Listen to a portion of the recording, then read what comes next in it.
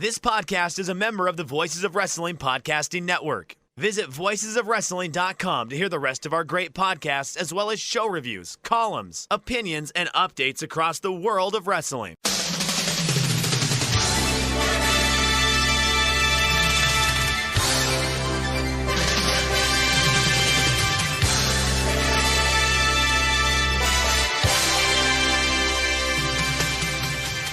Hello everybody and welcome to the Super J Cast. I'm Joel Abraham, joined by Damon McDonald. It's a big week for us, Damon. The football came back yesterday. Premier League's back. And I can't tell you how much I've missed the authentic experience of being an Arsenal fan in Asia, where you go to bed and then you wake up at about 4 a.m, check your phone, see that you've lost 3-0, and then immediately go back to sleep. So, yay football.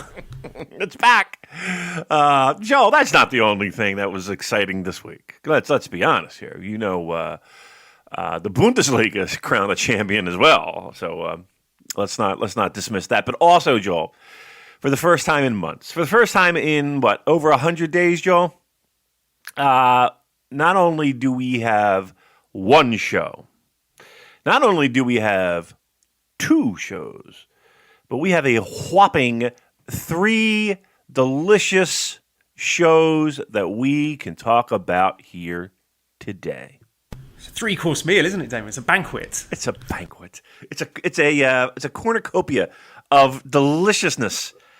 What a great time.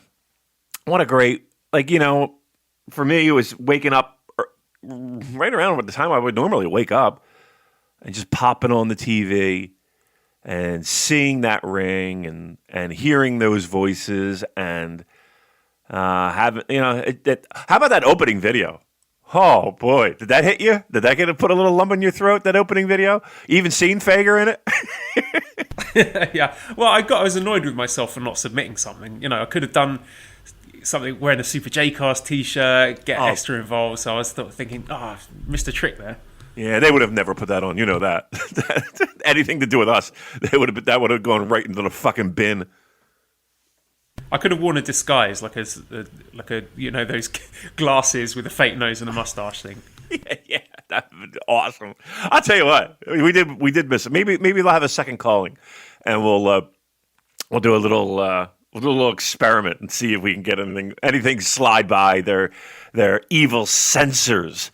When it comes to correct me if I'm wrong, I seem to recall us getting interviewed in Korakuen after New Year Dash last year. That never saw the light of day, did it? No, it did not. There's a lot of things that me saying that Jay White was going to win the title. That's right. That's right. I remember standing there. There's a lot of things that we've, whether it be audio or video, that's gotten into the hands of New Japan Pro Wrestling that hasn't been used. Let's be honest. That example you gave isn't the first time, and the last example I gave wasn't the last time. So there's a lot of stuff in the middle there. But hey, whatever. Let's start off bashing the company we cover. Glad to have you back, New Japan. Exactly. We're back. Now we're officially back. So I know we have a lot of news. I'm sure we have a lot of questions. I'm sure we have a lot of people asking for our opinions. Joel, I'm going to let you drive the boat.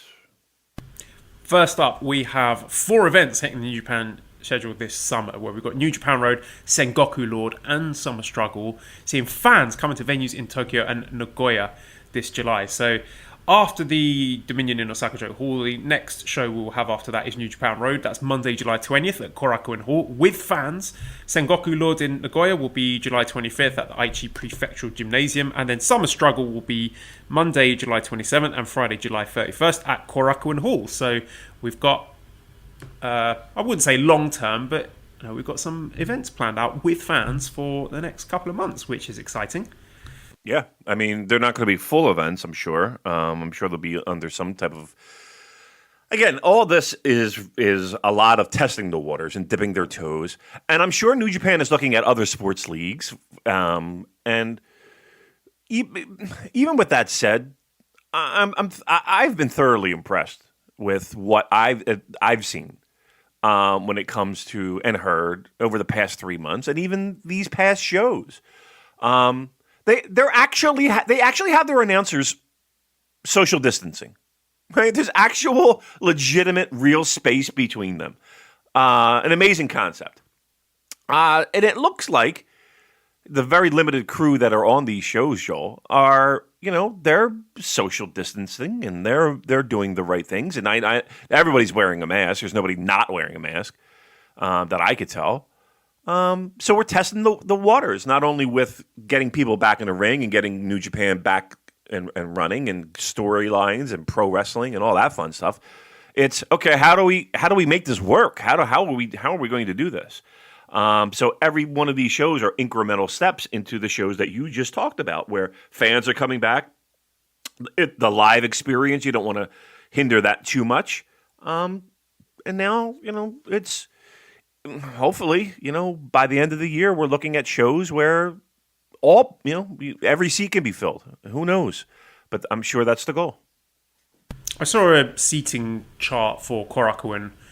It wasn't for New Japan. I forget which promotion it was, but it basically had 2 empty seats between each attendee. So maybe that's the kind of thing we'll see. And I'll be interested to see what that looks like, what it sounds like. So yeah, very excited to see how that plays out. And we have a question here from Japanese Retro Game Center. He says, suddenly Sengoku Lord made a return to the schedule. I'm going to try to make the show if I can. Think we may have some surprise guests on this show? And let me lump that in with another 2 questions. So RT Cotton says, who do you think is the Grand Master that we've been seeing in these vignettes in the way to the Grand Master? And do you think it's a junior or a heavyweight? And Chris asked, what faction do you think the Grand Master will end up in? So let me ask you first, Damon. Who do you think this Grand Master character might be? I mean, everybody's pointing at Kawato, who apparently is, according to Lucha Blog, the great Lucha Blog, Cubs fan. Got a lot of time for Lucha Blog. Yeah, very pleased to meet him. We met him, didn't we? He was at the bar after the Chelsea Bell after the Madison Square Garden show. That is right. Solid work there. It appears his time is done, and everybody's kind of pointing at that. Now, I will I will remind everyone of a little vignette where a gentleman was wearing a motorcycle jacket and was carving up a bar, and everyone screamed Chris Brooks. Right? So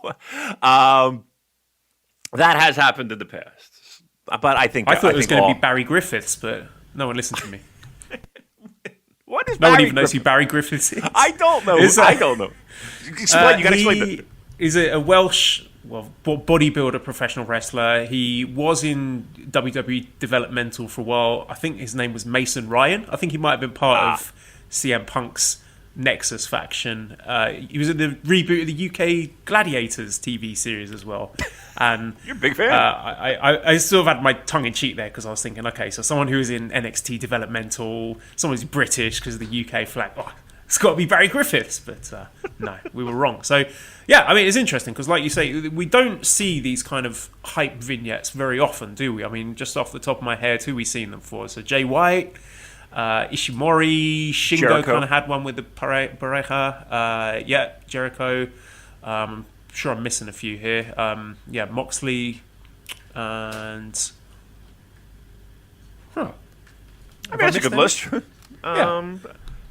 Yeah. I mean, Evil was just a debut. I don't remember any vignettes.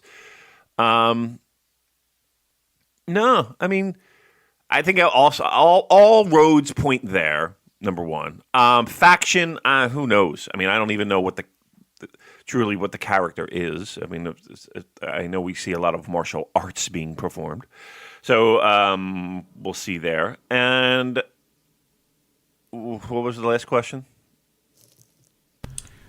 What faction do you think the Grandmaster will end up in? Yeah, that's like I said. I don't even know what the character's going to be.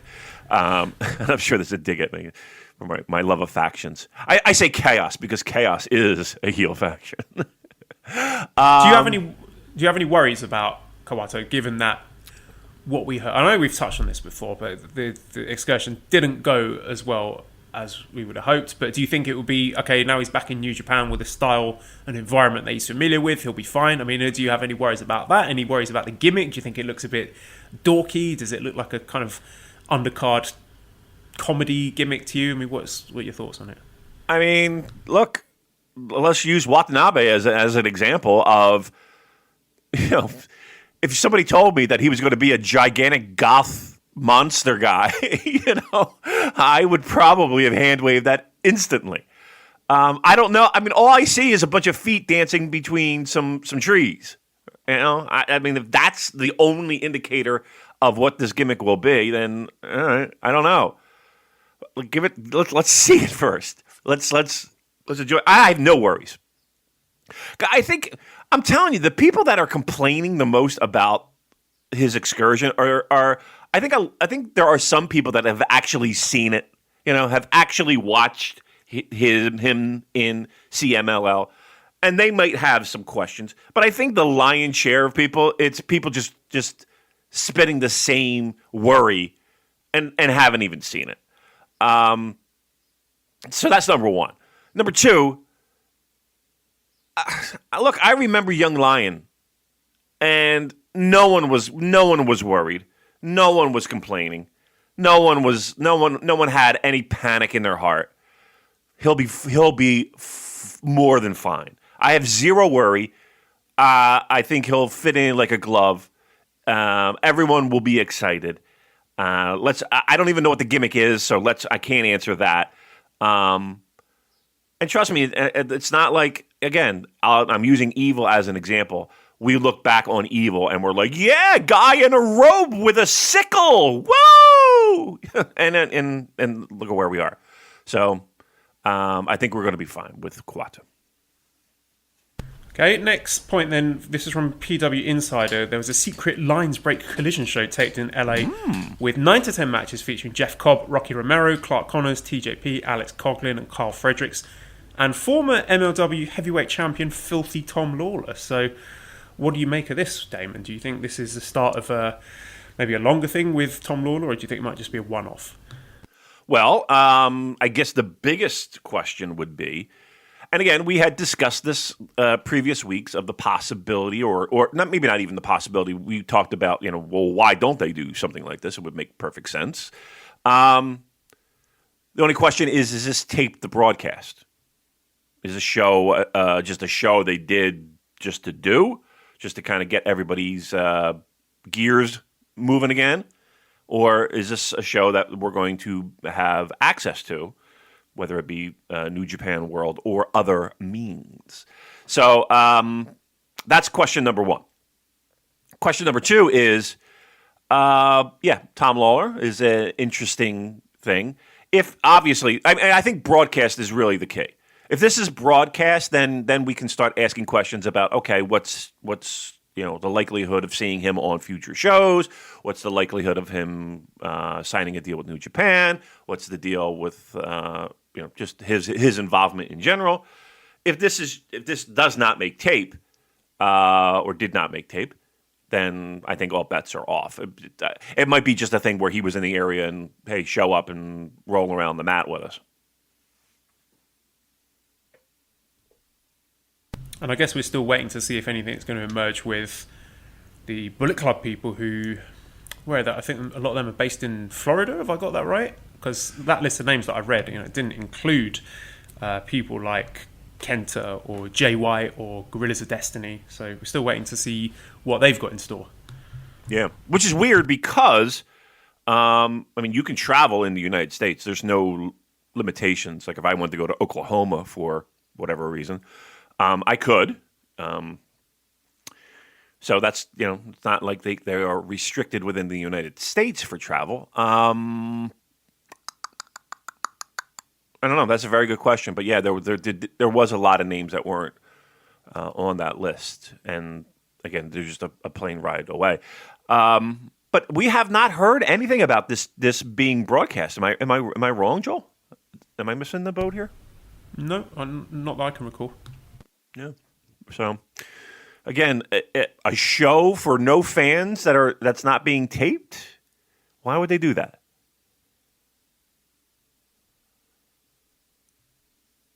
Yes, Yeah. why indeed? I thought that might have been a rhetorical question, or if you look at a response from me. Well, okay, I'll tell you what, moving to another person who I think is in the States right now, Carl Anderson, has been on the old twitter.com tweeting, where he tweeted G1 at NJPW World and NJPW 1972 and Chairman Sugabayashi. So what do you say to the prospect of Machine Gun Carl Anderson appearing? I mean, travel situations pending. What would you say to him being in the G1? I think he's a definite. I don't think there's any question. I don't think he needs to tweet question mark. I think he just needs to stay in the public's eye. You know what I mean? Like that's all that I think that is. I think it's when there is G1, when that announcement is made, and when those brackets are announced, I think it's a no-brainer that he's in. I can't imagine. I would be shocked if Carl Anderson is not in G1. I'll go so far as to say, I don't see how he can't be. And the last bit of news I found from wonderful Andrew T. Rich, who has a track listing for the New Japan Greatest Music 8 CD that should be coming out soon. It has Hiroshi Tanahashi 2020 remix, Kota Ibushi 2020 remix, Hiromu Takahashi 2020 remix, Jon Moxley Show, Gorillas of Destiny, Jay White 2019 G1 VTR remix, David Finlay, Doki, Izuka Retirement remix, Kenta's Face theme, LA Dojo 2019 NJPW opening, and 2019 Super J Cup, but not the Kenta Heel theme, which is one that I really wanted. Any on there, Damon, that you're looking forward to listening to?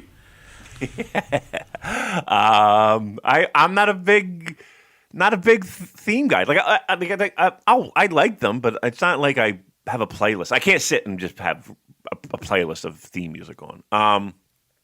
But I will say that Hiromu's is my favorites right now of any theme and any entrance, hands down. Like I enjoy hearing that more than any of them. I love seeing that little chubby cat dancing, and I love the one shot where the cat is just like shocked and looks away. I love that. I think that is beautiful. I will say this: there was when I was watching some of the shows, the one theme that I was just like, oh, it was so good to hear, and I don't even know why. And once again, I don't even know why he's a major discussion point this week. But Evil's theme, like I was just like, I don't know what it was. I just was happy to hear Evil's theme. And it put me in a good place. I don't know. So those. But yeah, Hiromu's is my favorite so far. So let's discuss these shows. On Monday, June 15th, we had the Together Project special. First of all, Damon, when the card was announced, some people were disappointed because they thought that there might be some kind of collaboration with other Japanese wrestlers or Japanese promotions. But I think it's important to remember that all of the TV shows, the goofy little chat shows and the like that New Japan have put up over the last few months have been under the Together Project banner. So if you were paying attention, you would have known that that was not like a secret hint that it was going to be some kind of super show with Noah and All Japan and DDT. So, it was a pretty basic, like a Road 2 show with a lot of multi-man tags and stuff. What were your thoughts when the card was announced? Were you at all disappointed by that, or were you just thinking, it's New Japan, I'll take anything at this point? Yeah, it wasn't like I would take anything at this point, but I would take anything at that point. We've said it, but do people listen to our show? We say things and they come true. I don't understand why this is. They have a roster. Of course, David. If you were having this groundbreaking interpromotional show with all the other groups in Japan, obviously you want to keep that complete secret and not tell anyone about it. Right. Just so you can have a bunch of people at 6 o'clock in the morning cheer because Kenta Miyahara showed up. They have a roster full of people that have been sitting on their ass for 3 months. They're going to use all their people as much as they can. And whether that's, young lions, mid-carders, they're getting the work. And it would have been a nice thing and a nice gesture, I guess, if, they had some show, just some gigantic show. But how are they going to run a gigantic show with the social distancing and the COVID precautionary measures that are already in place. They're not going to, you save a show like that for an event where they can make money, because the end goal of a show like that would be, okay, here's your cut, Noah, and here's your cut, All Japan, and here's your cut, Big Japan, and okay, that's what that would be for, not so that we can be pop out of our chairs seeing a special guest. But I was thrilled, man. I'm not gonna lie. I was thrilled. I was so happy just to see, just the graphics and the ring, and hear the theme musics and see faces that you haven't seen in months, and know that we're getting back in gear here, and for a lot of people this was a rough 3 months. I mean, just taking our show out of it, just taking the fact that and trust me, I was just actually thinking about some of we are really good. I'm just gonna say that we are really good at this. Some of these shows were fucking hilarious and great. And if you missed out on some of these past shows, I'm not saying all of them were award winners by any stretch, but we had more home runs than we had misses, and all the while trying to find fucking things to talk about. So I think we're pretty good at this fucking podcasting thing. But even with that said, it's a struggle with a lot of people, because a lot of people, this is their one thing. You know what I mean? Like, this is the thing that they look forward to in a week where maybe they struggle, or they bust their ass all day at work, and I just can't wait for the weekend so I can just see my New Japan Pro Wrestling show, just to take me away for a little bit. And they didn't have that release. So for a lot of people, it was just they can get back to that. Was the card amazing? No, of course it wasn't. It was a middle of nowhere Road to show. But for anybody who's going to complain, or honestly, anyone who's going to grade this show as if the past 3 months didn't happen, I think are completely missing the point. Completely missing the point. This is a show where you got wrestlers that need to get warmed up. You've got production that needs to get warmed up. You got, how are we going to run these shows and do it effectively? And this was a practice show. This was spring training. This was a friendly, if you will, just to get the wheels turning. As Journey would sing, "Wheel in the sky keeps on turning." You know that song, Joe? It's a terrible song. I don't like it. But that's what this is, right? That's what this is. So everyone, first show, spring training. Nobody complains about spring training, right? And if you do, you're a maniac. Spring training wrestling is what we had right here. JDM asks, how would you rate New Japan's no fans presentation compared to WWE, AEW, Noah, etc.? Would they benefit from either trainees or other factions ringside making noise? No. And Joel asks, New Japan have amazing near falls most of the time. Do you think that without fans, this part of the style takes the edge off match quality? So let's talk a bit about the presentation and the no fans element of it, because Dave, in Japanese crowds, they're so quiet and respectful that I didn't even notice it was empty arena. I'm joking, of course, but I thought the production was really good. I thought it was a nice choice of arena. It wasn't in your face with huge swathes of empty seats. I like the social distancing commentary thing with like Liger TV in the middle of the other two announcers, and I thought they did a good job like making extra noise to cover for the lack of the crowds, as did the tag partners. Everyone just seemed extra noisy and shouty. So yeah, I thought the venue looked terrific. Apparently it's the ex-theatre Roppongi. Manabu tells me he's been there before, so he recognised that he's been there for a few music gigs. But I mean, all that said, whilst I think it looked really nice, like personally, I couldn't enjoy it. I'd say I enjoyed it about 70% that I would enjoy a full show with fans, because in the matches there were so many moments where I thought, if there was a crowd there, they would have made this noise.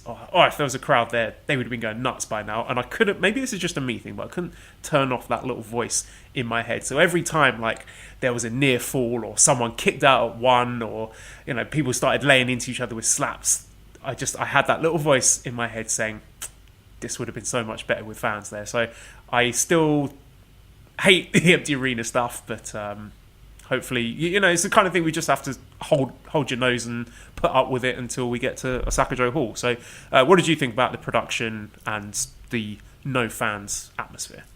I'm going to be honest, I don't think I'm not saying this just to pat people on the back because they do a New Japan Pro Wrestling podcast, Joel. This was one of those shows, or a group of shows, and maybe a promotion in general, where it didn't stick out to me as much. Maybe it was the intimate arena setting, right? And you were right; it wasn't a lot of things to distract you. It was dark. The ring just the light just focused on the ring.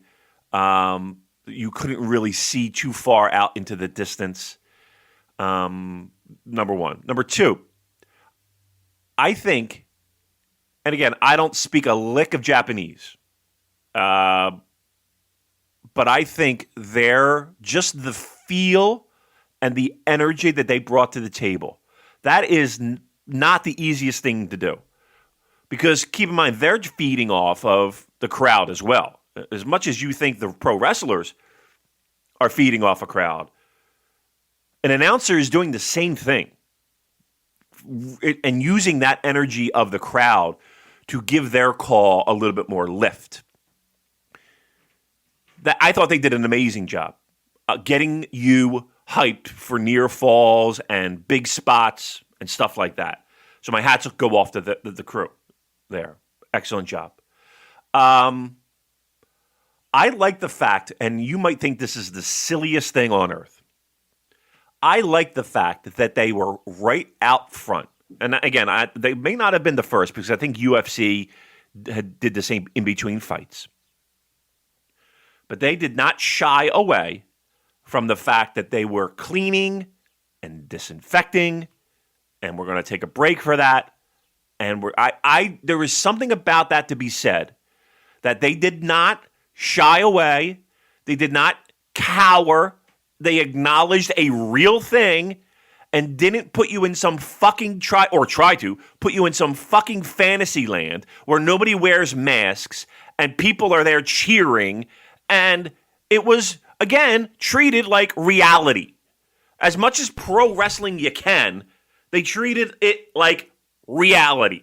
Like right, I'm going to play devil's advocate here because I kind of felt that disinfecting thing was like, hey, look at us, look how safe we are, we're cleaning everything. And I didn't really see the point of it. Like, why disinfect it between match 3 and match 4? Like, it just seemed completely arbitrary for me where why not disinfect it between match 1 and match 2? Like, what is the distinction between, the third match and the fourth match that's suddenly going to make it safer? So I don't know, it feels kind of like a pointless exercise that was more for show than anything else, but I could be in the minority there.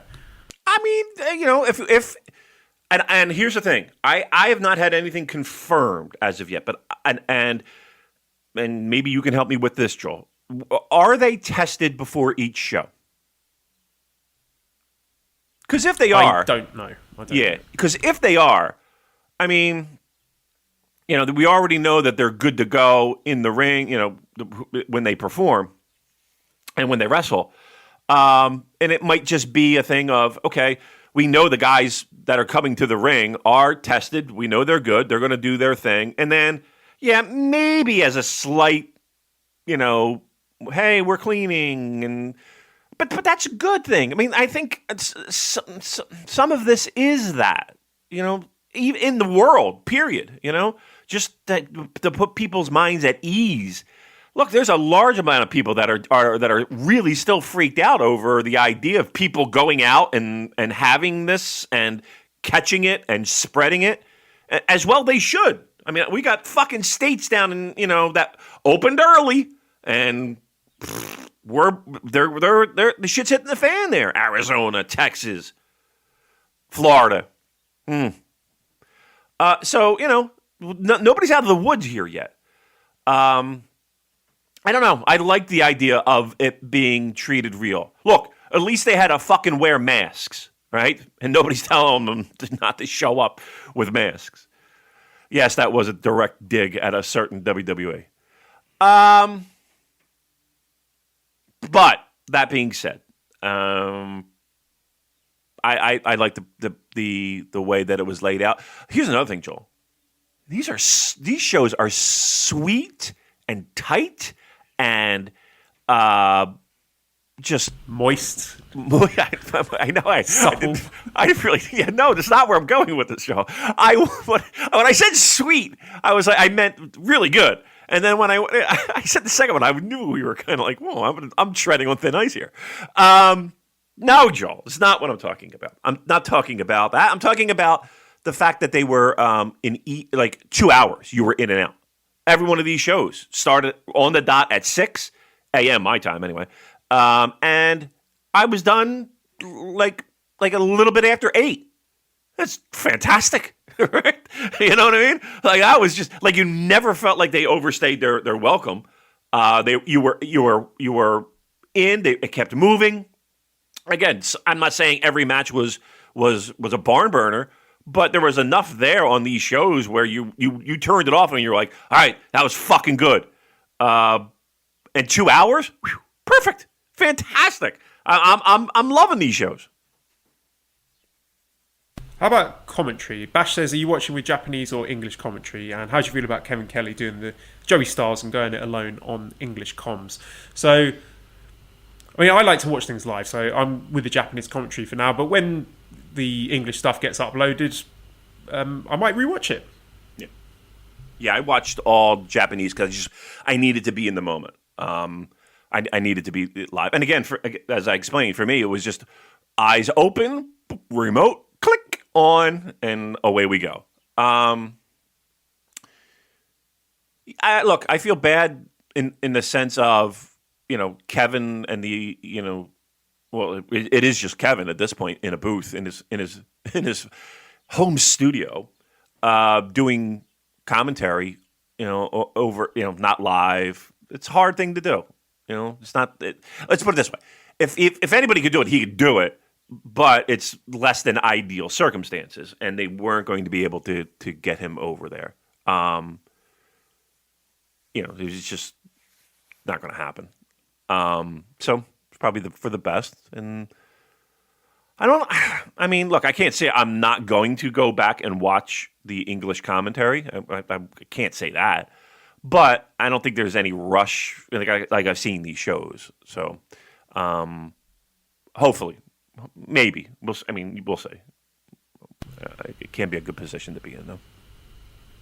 Okay, well, let's dig into the matches themselves. I mean, for this show, I don't know if there's much value in, breaking down match by match and, deep dives onto what are essentially multi-man tag matches. But, maybe it was just the fact that it was the comeback match, but I really enjoyed the opener with Yota Tsuji and Gabriel Kidd. I thought Kidd's selling was really good.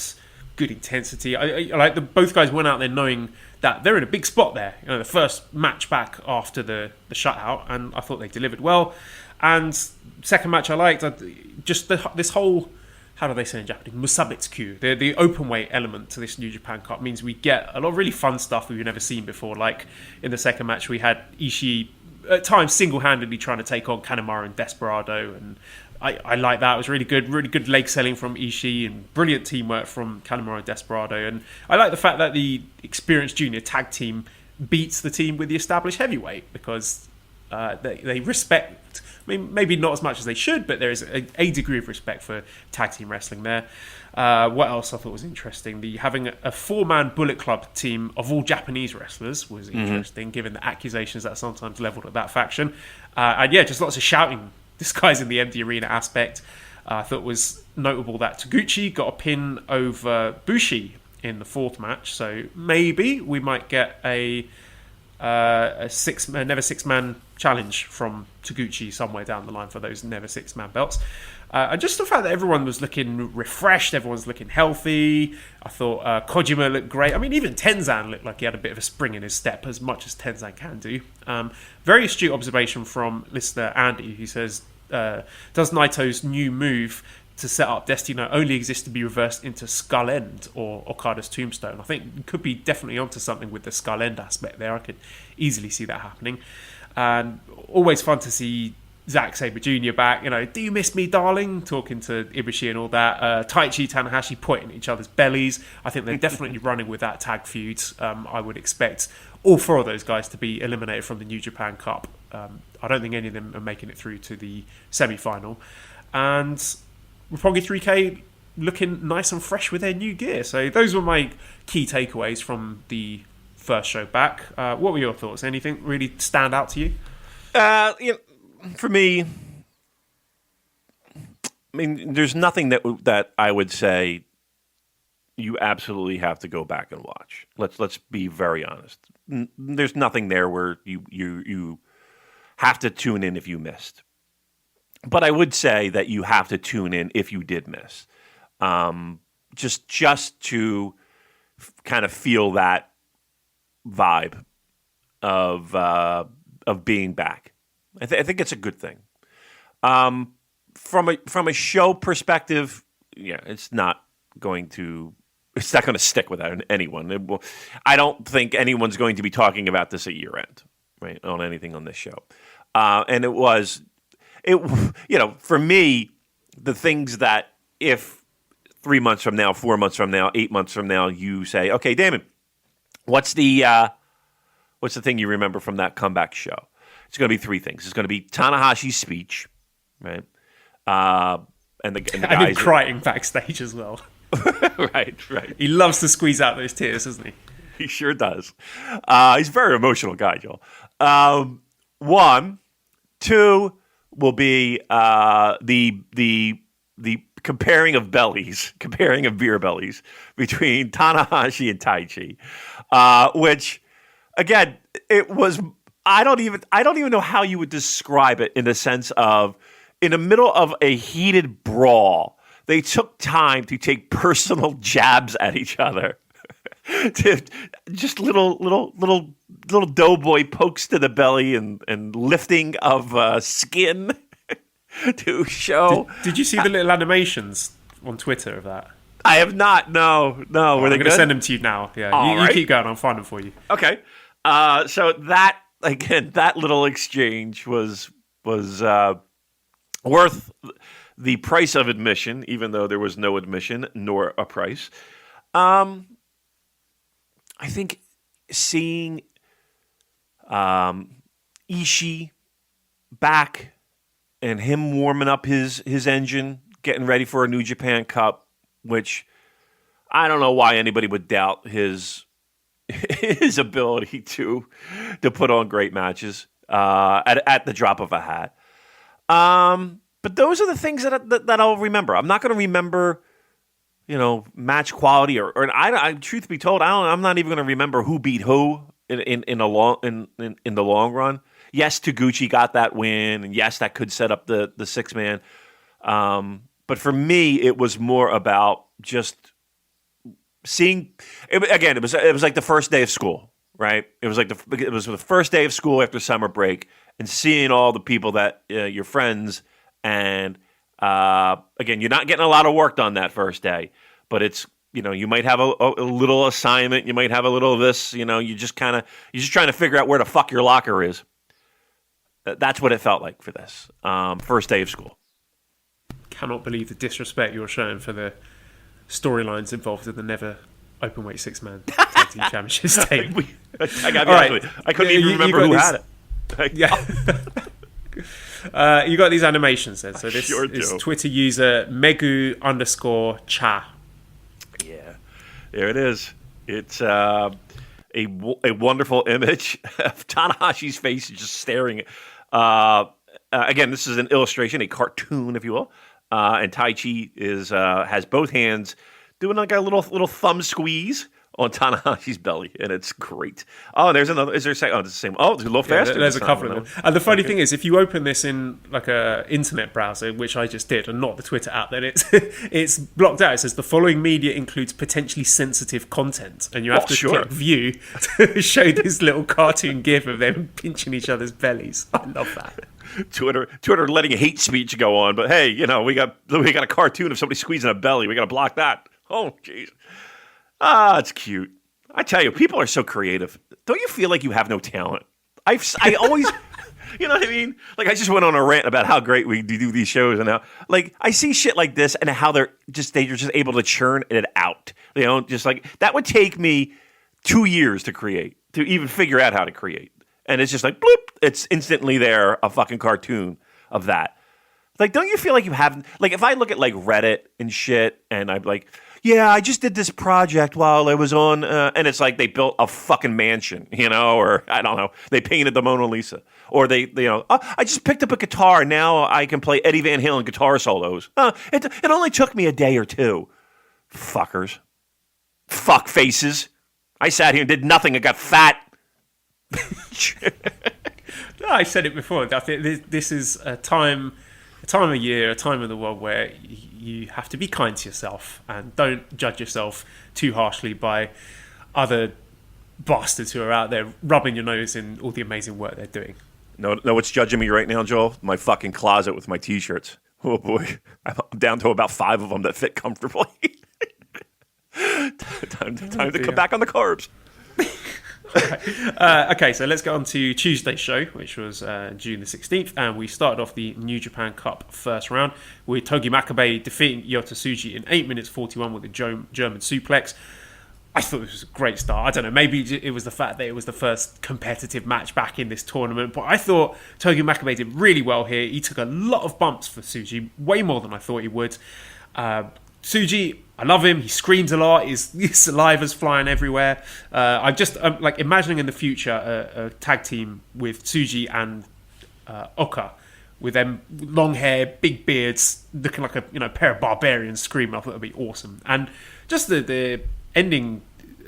Well, actually, first of all, there was an amazing pinning combination from the lariat reversal with Tsuji busting out some amazing wrestling chops there, and then just the bit at the end where Tsuji slaps Makabe in the face, and Makabe's like, "You little fucking," lariats the hell out of him, and then leading up to the German suplex with a finish. And I just love that Makabe won with the German suplex, because it's not even one of his secondary moves. It's just like a kind of, not, I wouldn't say a basic move, but just a standard wrestling move to put this guy away. And it's a beautiful move, the bridging German suplex. So love to see that. And I just, the more I think about it, name me a better Togi Makabe singles match than that in recent memory. What was the last great well, I say great. What was give me a better Togi Makabe singles match than this. What was the last one? It would have to be some never title match, and you'd have to go back at least a couple of years, right, for that. Yeah. I mean, look, there was a reason why Makabe and Tsuji were out there first, right? I mean, Makabe, physically, you're always like a little, okay, can he carry the load? But mentally and pro wrestling chops, I don't think there's anybody on that roster I would trust more. And to be able to work with the young lion who again can take the bumps and do, but this was more competitive than I thought it would be. The fact that 3 months passed and people were able to heal and get their bodies in some type of shape. These are the people that it's going to help, right? 3 months off probably added 3 years to people's careers. I thought this, for a first match, back in the ring, empty arena, mind you, was pretty damn good to kick off. I know people were dying to see the upset, but that's the whole point. Like, you're dying. I was dying to see the upset. And guess what? Every one of those Young Lion matches in that left side bracket, every one of them did it to you, didn't it? Every one of them gave you that moment of, motherfucker, he had it. right? Right? It did. To different in an empty degrees, arena. which we'll go into later. But I think there was a clear ranking in as much those three young lions and how much offense they got, and I would have Tsuji in the middle of that. But yeah, definitely you could tell by the amount of bumps that Makabe took that he respects the hustle and the talent and the potential of a guy like Yota Tsuji. He was talking about in the backstage comments that he liked the fact that he gave him a slap at the end and didn't hold back. Yep. And again, Makabe's laying out this match, and it's one, give him credit, because he could have easily gone in there and made it less competitive and just got in there and got out of there. But he knew this was the first match. I'm talking like I'm in his mind, but you could see by the end result. He knew this was the first match. He knew people were excited to see this. He knew, and he knew he had a guy that was, he's willing to do just about anything to continue his career and get a little bit more flame under his butt. I loved it. I thought, and Makabe has to get fucking full marks for this. He doesn't have to do that. And there are plenty of pro wrestlers that might have treated that situation a little bit differently, and Makabe didn't. And he did the right thing, and he gave you little spurts, not even little spurts, medium-sized spurts where you thought, "Holy fuck, they're going crazy." New Japan has lost their fucking skull, and they're going to go crazy, right? And we're going to open up this tournament with a young lion win. And of course they didn't, right? Of course you were brought back to earth. But it was a fun ride, wasn't it? It was a fun ride. Definitely agree. This exceeded my expectations. Really good little opening match. Did a lot for Tsuji. Makabe's not bumping for any old chump. And I just really think Tsuji has something about him. He's looking really thick. I like his build. I like his hair. I've said before that there are strong Takayama vibes from him. And another thing that I think is worth mentioning about this match, Tyrone says, "Have I not been paying attention, or did New Japan finally get all their music rights sorted? I feel like Monday show was the first time I actually heard Makabe's entrance theme." So yeah, it looks like they might have finally sorted that one out, Damon. And of course, that's the old theme for the New Japan Purocast. It is. When I first heard it, I was like, I thought my phone was, I thought I popped on an old show. Yeah, it was good to hear, right? You only hear it when you're in Japan. That's the only time I ever hear it, when Makabe comes out, and then everybody's like, So yeah, maybe they did get the rights to do it, or maybe they just forgot, completely fucking forgot. It was pointed out to us that during one of those Together project shows on the New Japan Worlds, the panel show, he was with Ibushi and Taguchi, and they played the dub theme, and Makabe said it was the first time he'd ever heard it, so maybe he didn't even know it was dubbed over. Was that right? Okay, well, yeah, maybe he went and maybe he has a little bit of stroke and he's able to get that moving in the right direction.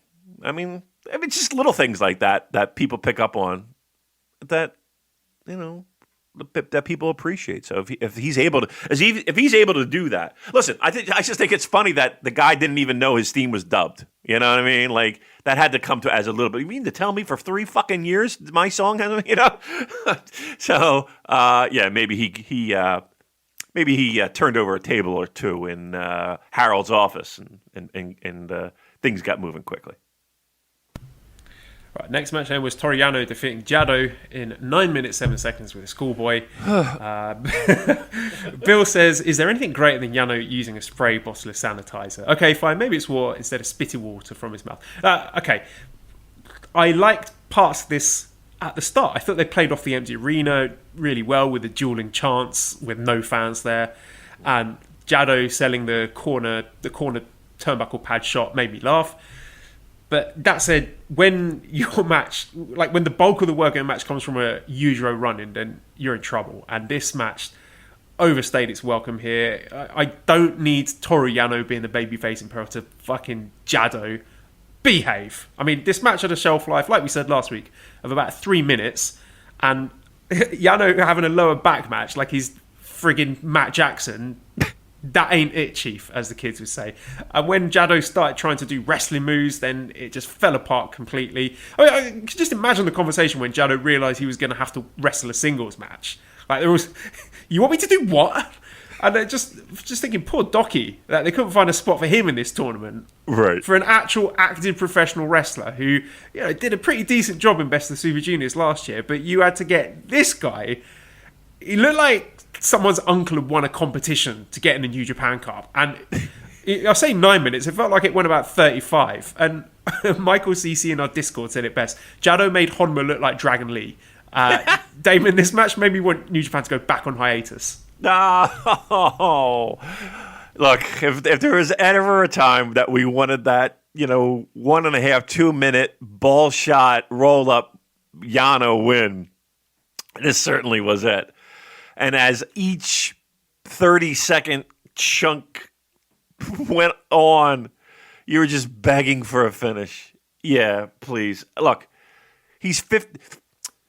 It is amazing that Jado, 50, maybe a notch over 50, is even in a ring doing anything. And let's be honest, he really didn't do much of anything. But he's in there nonetheless. And compare that to Nagata. And compare that to 50-year-old Suzuki. Or even in the past, 50-plus-year-old Liger. Or, there is something to be said about the people who may have taken care of themselves a little bit more than others.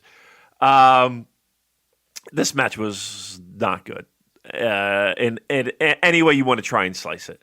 I don't care if you're looking from a comedy perspective. I don't care if you're looking from a pure wrestling perspective.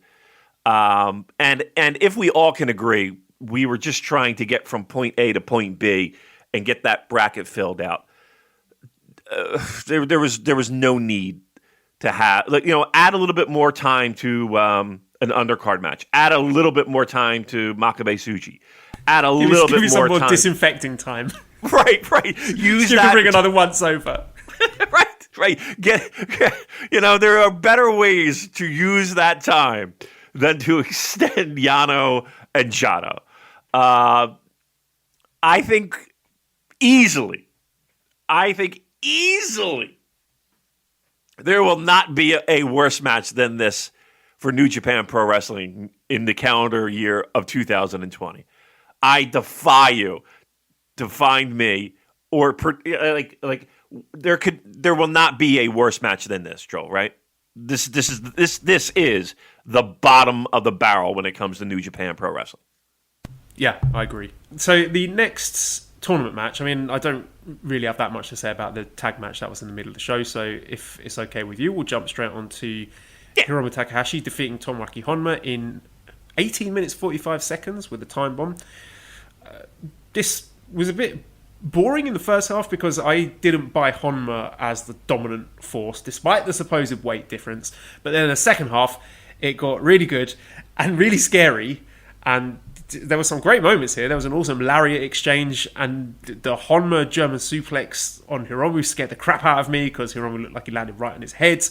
And then we had a Death Valley driver on the apron. I mean, these two men with broken necks in an empty arena. I was like, what are you doing, lads? But having said all that, I thought it was really cool, the second half of it. I like the way that they used the Kokeshi as like the dramatic crux of the match. That was really smart. I almost bought the near fall when he landed a couple of those Kokeshis back to back, and just little touches like Hiromu wasn't able to lift Honma and go for a cradle instead late on into the match, and Honma doing the fighting spirit kick out at 1. I mean, if you said to Tomoaki Honma at the end of February, right, you've got 3 months off. When you come back, I need you to have the best singles match that you can against Hiromu. And I mean, man, like when you get that tap on the shoulder, this company, like even busted up, barely mobile Honma with his ruined neck. I mean, it's not a classic or anything, but you can't help but get caught up in the moment, even moved by this poor man just busting his ass to deliver the best match that he can in an empty fucking building because he's a professional wrestler who takes pride in his job. He wants to look himself in the mirror and say that he gave it his absolute best to entertain all of us fans watching at home. Damon, I take my hat off to Tomoaki Honma for the sheer guts and effort, and not to mention a match that I thought was pretty good. I've got Honma, he's 2 for 2 in great New Japan Cup matches. He should retire now. That's it. He's peaked.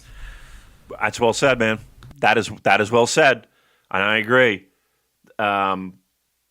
Pride, respect, wanting to not go out there and shit the bed, and he knows who he's in the ring with, right? And he knows that there's going to be a lot of shit that he normally wouldn't do on a Monday night in Tokyo.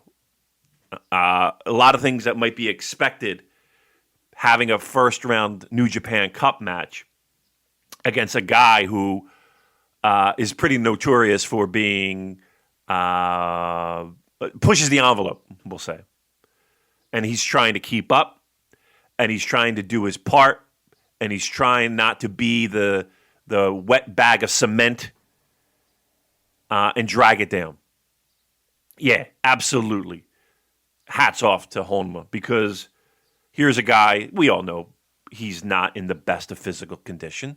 We know this. We know he's been, he took a lot of time off for a very serious injury. And he's out there doing crazy Death Valley driver spots and Kokeshis from, middle and top rope, and, trying to do his best to keep up. And I thought he did an outstanding job, considering all that he has put himself through in his career. And I think a lot of the talking points when people do discuss this match is about Honma and how he was able to put that together. Let's not discount Hiromu either. Hiromu might be the one guy who has had the weirdest pro wrestling career of anybody I can think of in that roster.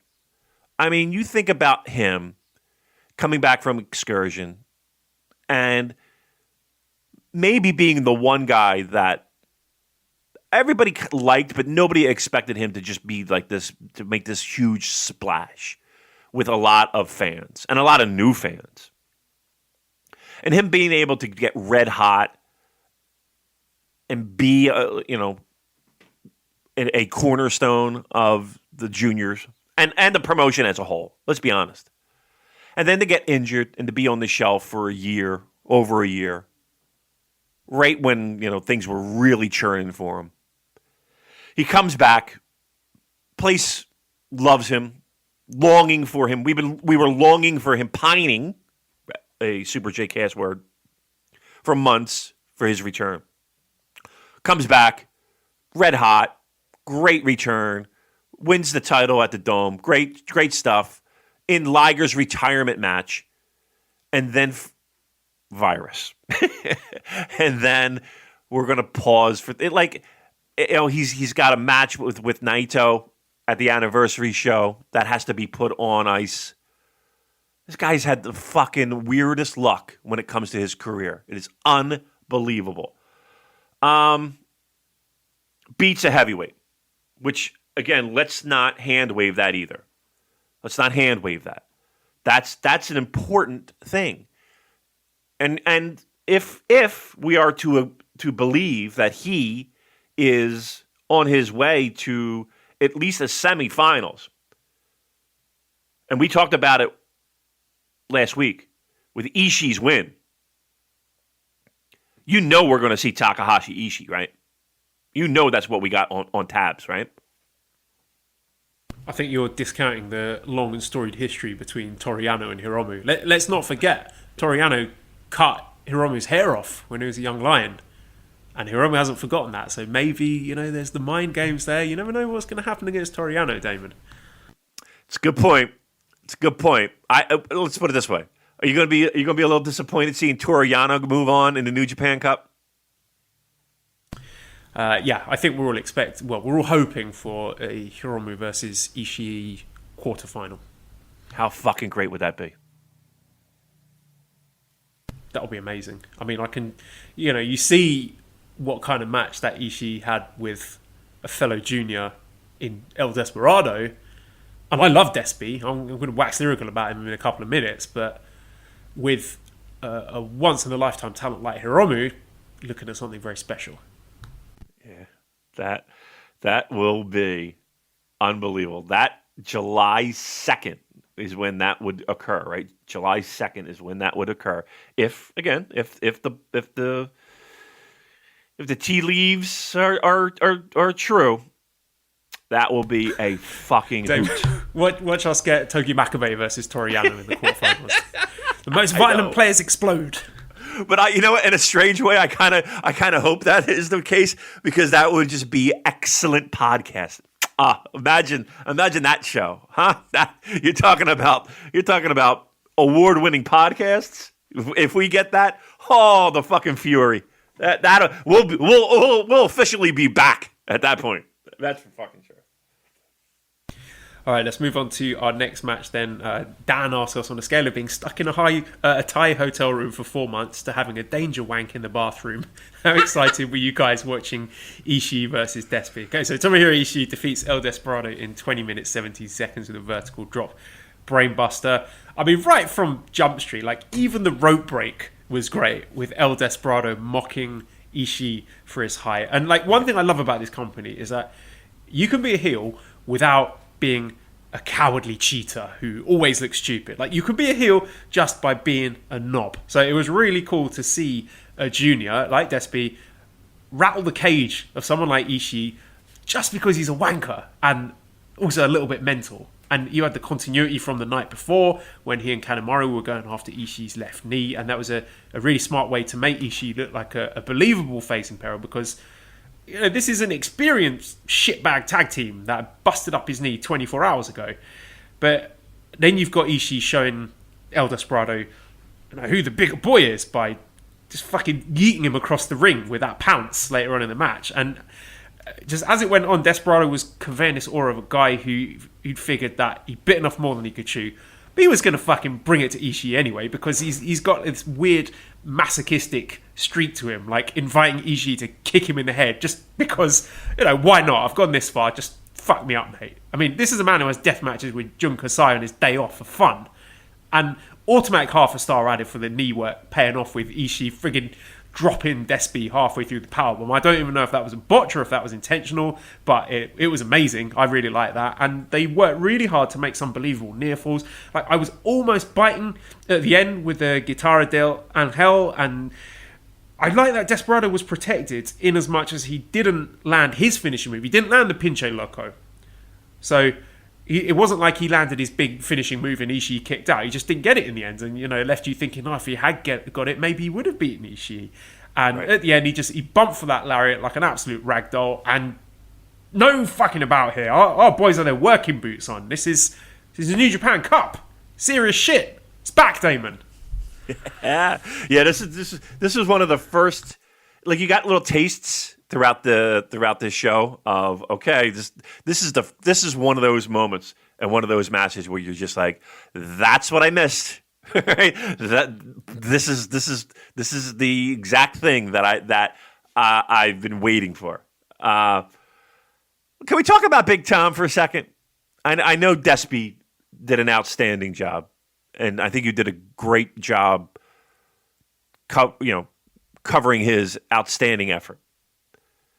Fucking Big Tom Ishii. What a fucking legend this guy is. Empty arena. Once again, empty arena. Big spotlight. A match that people circled, looking forward to. He didn't miss a beat. That motherfucker didn't miss a beat. He said, okay, Ishii, we need a big match from you. I don't even think probably he said a word in the back. Probably just did a little nod, a little head nod. He knows what to do. Laced up his boots, went out there in front of no one, and had a fucking great match. And here's the thing too. I talked about it in the beginning. Those announcers, they helped. They helped big time. The passion and the fire that they had in their voices had people, like, you couldn't help but not watch. Like, you weren't looking at your phone. Right? They kept you glued to that fucking TV. At no point were you looking at your phone. And also, if I may jump in, a lot of people accuse Ishii of being very one-note and having the same kind of match over and over again, where he is, he's the underdog, but he's just going to, keep firing back in the face of all the odds, and he's going to do the fighting spirit spots and kick out at one, but ultimately he's going to lose. But here, different dynamic, because he's against the junior, but then he's also got the knee injury, so just sort of trying to balance those two caveats of the match, I thought he did it really well, and it was like a different side of Ishii. I loved it. I thought, again, looking at the brackets as we love to do. I mean, he's going to have a beefy battle with Makabe, right? We're not expecting any real nuance there. But man, if we could find a way to make this Takahashi Ishii match happen, I think I truly believe a match like this is going to. And I've said it. I've whispered it a few times that it felt like he was I don't want to say a one-trick pony, but one of those guys that you know what you're getting from an Ishii match. This will be different. I love the fact that he's in a bracket like this. Like, he does have the opportunity to have two juniors, to have a little bit more, again, nuance to his performances. Yeah, we've been clamoring for this for years, haven't we, David? We've wanted open weight matches. This is something that Kushida wanted, and he ended up leaving the company. We wanted to see what Ishii versus Desperado, Ishii versus Hiromu might look like. So it's just a shame that all it took was a fucking global pandemic to get us to that point. But it's here, so let's enjoy it. Yeah, 100% agree. I'm sorry, I'm eating a chewable, a vitamin. Okay. All right, well, let's go on to the next day then, which was June 17th. And our opening match was Taiji Ishimori defeating Gabriel Kidd in 8 minutes 53 with the yes lock. It was pretty basic. Nice scrapping at the start. A little bit sloppy with the Boston Crab reversal. It was fine. It was what I expected it to be. It wasn't like they were going out of their way to try and make Gabriel Kidd look like he was going to pull off a big upset there, because he's very new to New Japan. He's new to the dojo. So, what you're trying to achieve presenting a guy like him against an experienced wrestler and a guy like Uemura against an experienced wrestler are two different propositions, as we're going to see with the next match. But yeah, this was fine. This is what I expected it to be.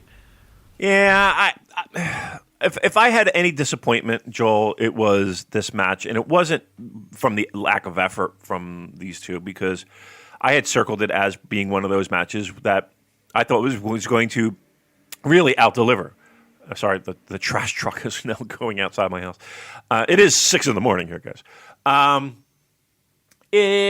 So maybe it was they didn't give him enough time. And you're right. Gabriel Kidd is a new face, a newer face when it comes to the dojo.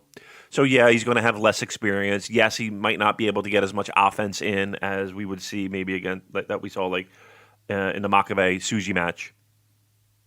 That being said, at least on paper anyway, it felt like this match kind of fell short for me.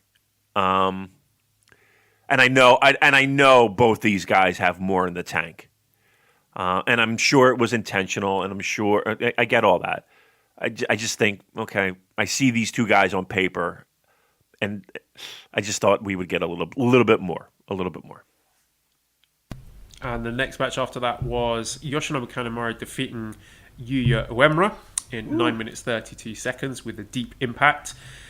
I like that there was a bit of continuity from the night before, where Kanemaru hit Uemura in the head with a whiskey bottle. So then in this match, right from the bell, Uemura comes firing on all cylinders and jumping straight down Kanemaru's throat. I thought that was great. And I thought Uemura got a lot more than Gabriel Kidd and Yota Tsuji did. There were some really nice near falls. There was that rolling pin sequence there. And Kanemaru had to use his proper finisher. He had to use the deep impact to put away Uemura. So I want to talk about Yuya Uemura in more depth, but please give me your thoughts on this match, Damon. Loved it.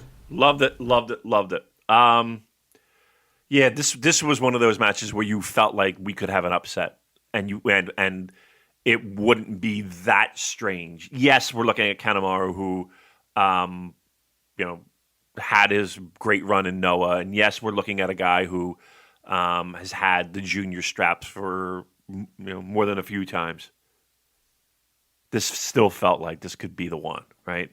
Even like you could say the Tsuji Makabe match, but you knew Makabe's just at a level that the likelihood of that happening was like.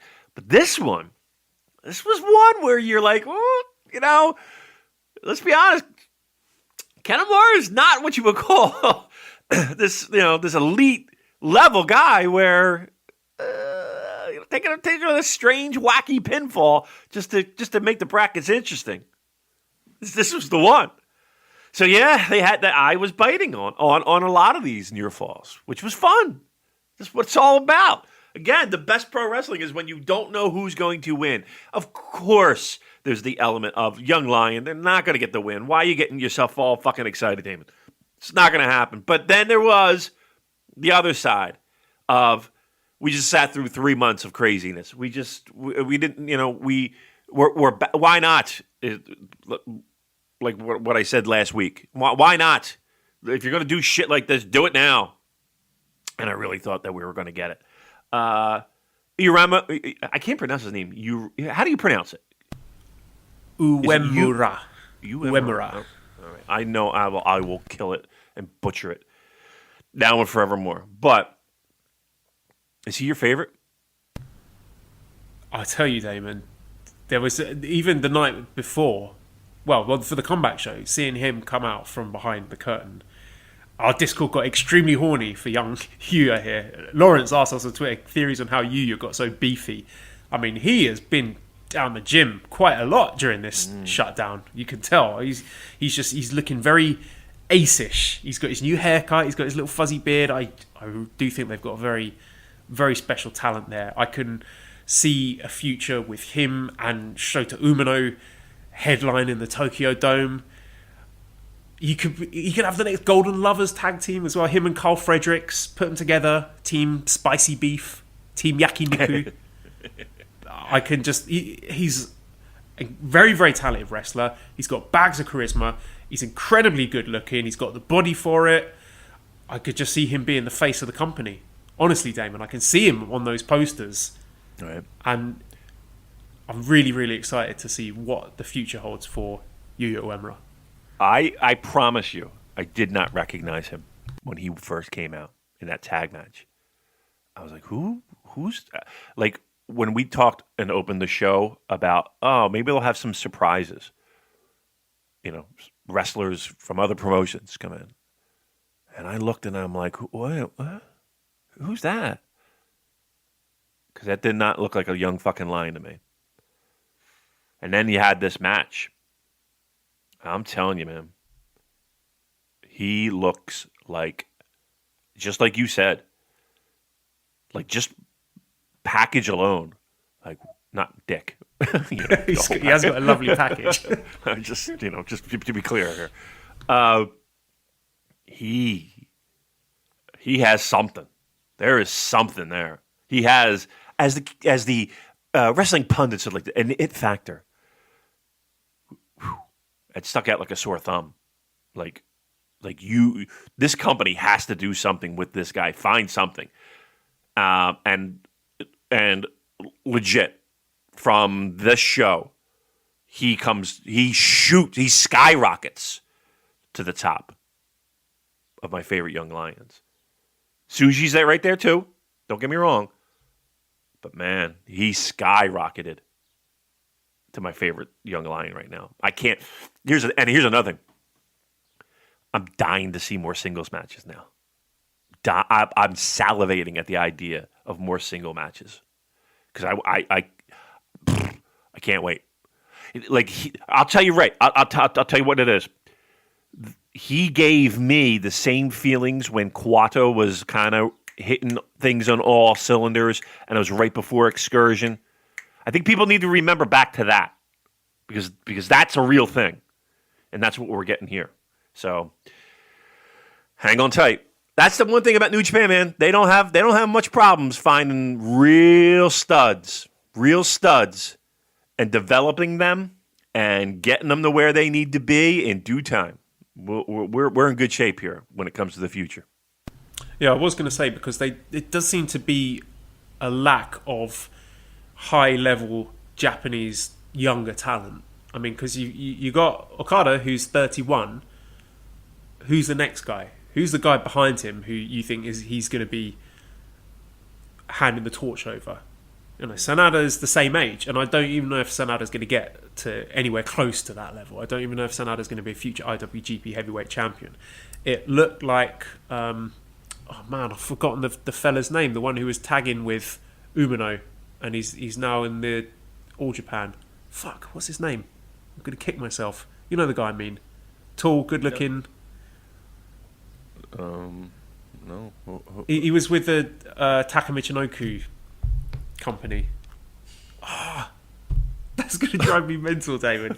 I'm going to have to go back and look at. He was in the World Tag League 2018. He was tagging with Shota Umino. Okay. And he was a guy that I thought was, did have next future ace potential. Ayato Yoshida. That was it. Ring a bell?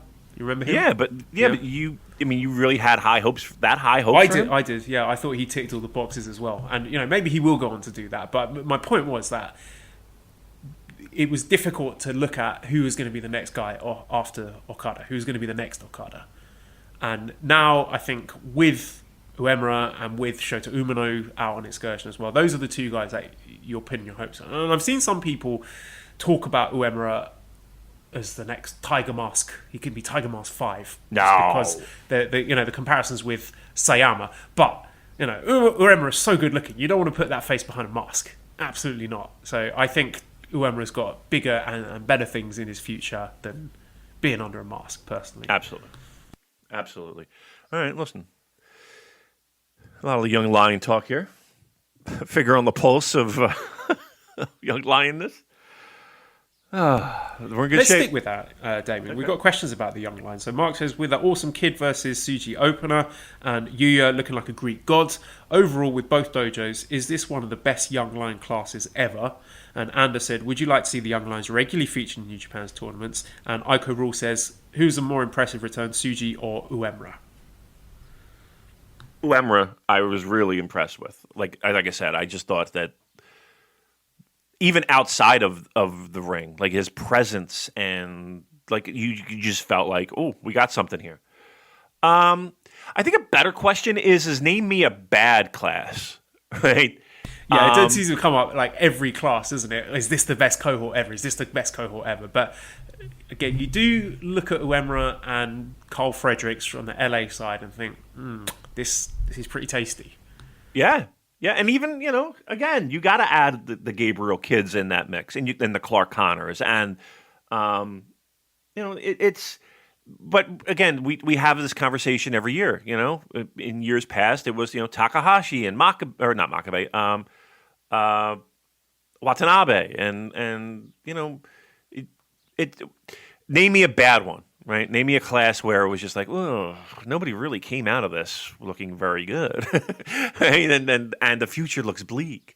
I think we've always had a certain degree of stars and true talent coming out of the dojo classes. Look, they do it well, they do it right. There are guys that slip through the cracks and don't make it. Like, they make it to the dojo, but that's a tough life. Like, that is a tough life, living in that dojo. Not easy. And it can break people. It can break people. But the people who find their way, to make it through, usually wind up in good shape in pro wrestling. The majority. I think there's more wins than there are losses. Let's go on to our next tournament match, which was Yuji Nagata defeating Minoru Suzuki in 20 minutes 35 with a backdrop hold. The dad fights are back, Damon. We got dad fights. Whew! What a fucking look! They slapped the shit out of each other for 5 minutes, and there was one shot, Joel, once again talking about production and getting the wheels turning again. They had one shot of Yuji Nagata on his knees, looking up, bloody mouth, chest purple from the battering that he's been taking. And that started the day before as well. Even in the multi-man tag they had, they were going mental on each other. And Nagata finished the tag match with his neck and his shoulder like bright scarlet as well. So they did not hold back. Nope. And I will be honest. I was in our Discord, which is, as you like to say, popping. I was in that Discord while this show was on. And when Nagata came out from behind the ramp, I was in my thumb was dancing about the keyboard, ready to fire off some witty little jab of, it looked like Nagata aged 10 years in 3 months. He looked like he got old in 3 months, walking down that aisle. Even with the robe. He was wearing the robe, Damon. Look, his face, his body, he looked old. He looked old. Doesn't mean shit. He looked old. He got in that fucking ring. And that went right by the wayside. He took punishment that a 50-year-old guy shouldn't be taking. He did. And Suzuki too. Like, I feel bad for Suzuki because he's a tough guy. And he has to play that tough guy. So it's like he can't if he doesn't have a match like that, like he just had, people are going to be like, "Oh, it was a shitty Suzuki match. Oh, he didn't try." And no, he's fucking 50 years old. 50 years old. Over 50. Great match. Talk about two guys who knew the spotlight they were in and wanted to go out there and have a great match. Again, 50 years old. 50 years old. Bloody mouths, bruised chest, taking slaps, hard hits, kicks. There's how many of those kicks did Suzuki take while he's sitting there on his knees and getting blasted in the chest? 50 years old. 50 years old. I'll tell you what. I'm 40-something. We don't have to get an exact number. 40-something. I ain't fucking doing half. I'm not half. I ain't doing 10 seconds of what they did. And the brutality they put. Did you see his fucking chest? Did you see Nagata's chest? That thing was purple. Not red. Purple. Fucking unbelievable, these two. Great match. Everyone praising him as they should. For, again, empty arena, but we need you. We need you to do this. 50 years old. Outstanding job. And you called it last week with Nagata getting what I think is an upset here, and really excited by the prospect of him locking horns with Okada again in the next round. And you have to think, when you're seeing guys like Nagata and Kojima putting on great singles matches like this, there's in the back of my mind, I'm thinking, how many more of these are we going to get? How often do we get to see a Nagata singles match?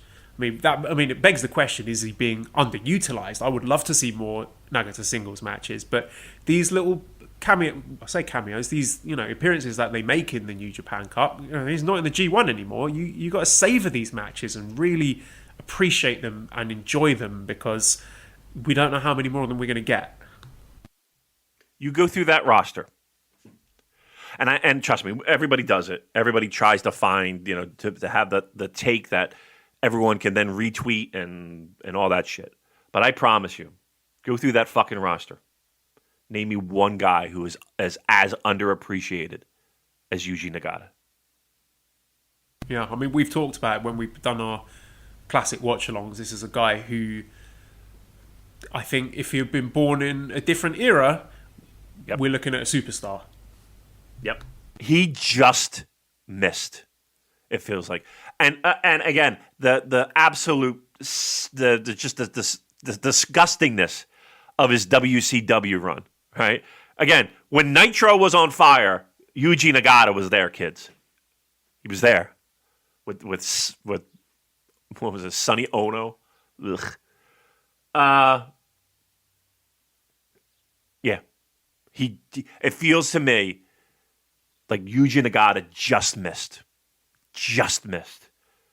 And it's a shame because again, you go through that entire fucking roster. And I know there's a lot of new fans, and I know there's a lot of people that listen to this show that are new that got on board, and we're glad to have you. Yuji Nagata is a fucking treasure. A fucking treasure. The fact that he can be tapped on the shoulder and deliver something like that at 50 years old. And we get to see another one next week. I think I may have mentioned before, there's a match I loved in the 2017 G1 Climax with Okada against Satoshi Kojima, where Okada was just at his absolute prick heel best, like taking the piss out of the fans and patronising Kojima, and it was amazing. It made for a really incredible match, and I hope they follow the same blueprint in this Nagata match, because that could be, empty arena to the side, that could be a classic, and I'm really, really looking forward to that one. They haven't wrestled often, man. Okada and Nagata. Yeah, only one match. Yeah, G1, right? Yep. That you mentioned. That's. How about that? Think of that. That's pretty amazing, actually. How do you keep a matchup like that fresh? Like we have a legitimate fresh matchup here in New Japan Cup. I mean, taking the juniors out of that equation, but two heavyweights. It's pretty amazing. I think this match. Well, you know what? There's a lot that can happen, but let's put it this way. Let's circle that one. Let's circle the 24th of June, and that one will fucking, as the kids like to say. I don't know what do the kids say. Slap? Is it slap? Is it going to slap? Yep. Is that what it is? Thanks. All right. Thanks, grandkids. Our main event was Kazuchika Okada defeating Gedo in 15 minutes, 30 seconds with a Cobra Clutch. 15 minutes? No. Bad New Japan. I mean, David, I had to pause this one because I had to give Esther her bath. So when I came back to it, instead of... I have to admit, I didn't hit play and watch the whole thing because I saw the writing on the wall from the night before with Jado and Yano going as long as it did, and I thought this is not going to be the 2-minute squash match that it ought to be. So I was just hitting the right arrow on my keyboard, just sort of skipping through little 10-15 second chunks of this. So I was kind of enjoying this match like a slideshow. It's like still images of what was happening. And the first chunk of it looked pretty funny, with Gedo using all his antics and Okada foiling him. I found the spray. I found the brass knuckles and all that. But again, do we really need Gedo having a long heat segment of him having control over Okada, and Okada's got to sell? This is getting to be a problem with this company, that they just don't know a lot of the time when a match needs to be short, and this was one of those examples. I mean, who cares that it's a main event? I know Okada's got to switch it, have this one in the co-main event, and have Nagata and Suzuki in the main event. I just thought this one went way too long. It started off funny, but at the end, it just, from what I could tell, hammering through it with my arrow key, it looked like it went way too long. Yeah, I mean, look, I know the subplot here is the idea of Okada finally getting his hands on Gedo in a one-on-one match.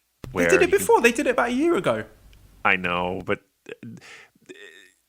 the idea of him teaching him a lesson, I get it.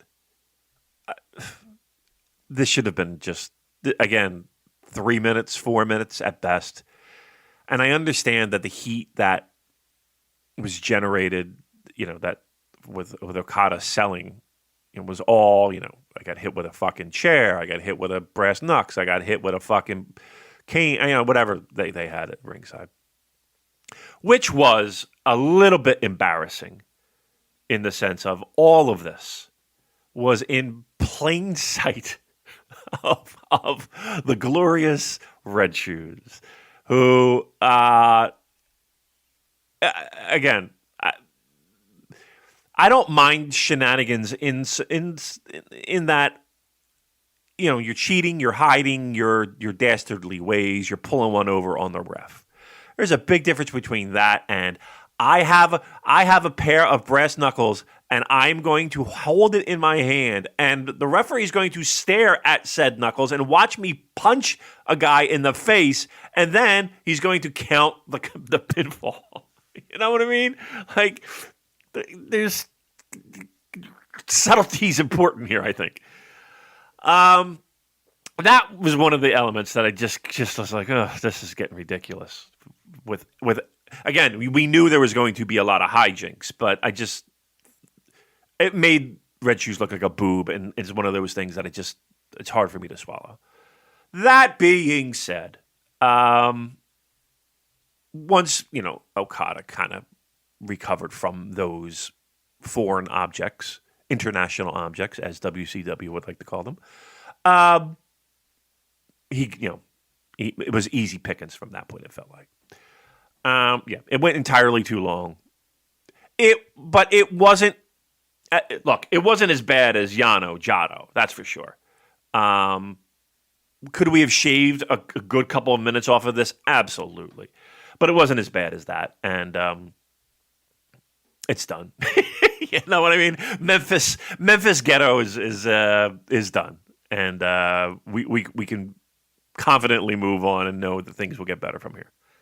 Our next show will be Monday, June 22nd, where we'll have Tanahashi versus Taichi, Ibushi versus Zack, Taguchi versus Sanada, and Sho versus Shingo. So that is a ridiculously stacked lineup for an empty arena show. We don't know. Maybe they'll be in a different venue for this one. Maybe a venue you recognise. Who knows? We'll have to wait and see. But what stands out to you there, Damon? Oh, Christ, what stands out? I mean, of course, Ibushi, Zack, again. And that's fine by me. I could watch it every day of the week. I think Sho and Shingo will be fucking fantastic. I think Tanahashi Taichi will be great.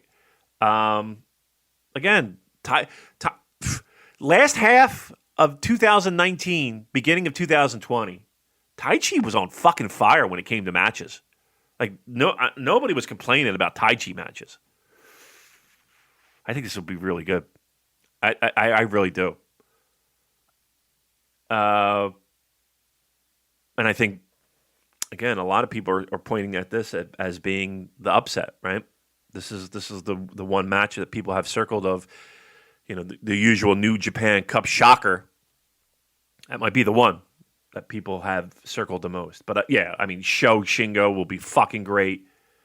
Yeah, 22nd's going to rule, man. I mean, that's when the brackets were announced, that's the one instantly my eyes fucking went to. That is a sexy lineup. Worst part about it is that a lot of great guys have to take a walk home.